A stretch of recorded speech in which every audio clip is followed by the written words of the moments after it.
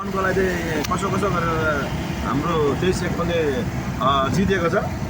यता 23-72 हार्यो भर्खरै मात्रामा। एउटा यहाँ अचम्मै कम्पिटिसन हुँदो रहेछ।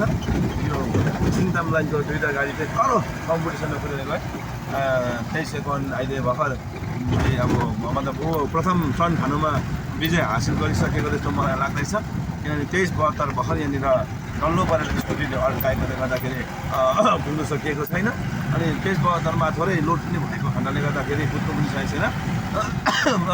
त्यसले गर्दाखेरि अहिले भनौँ त यो 23 एकन एकदमै धेरै टाढा गइसक्यो। 23 एकनको छाया अब नक्सा पनि देख्न छोडेँ। भनेपछि म यो 23-72लाई त्यसो ओभरटेक गर्दै जाँदैछु। अनि 23 एकनले आज 23-72भन्दा अगाडिको टर्न खानुमा उनले विजय हासिल गरिसक्नु भएको छ है। अब 23 एकनको एकदमै रफ्तार है।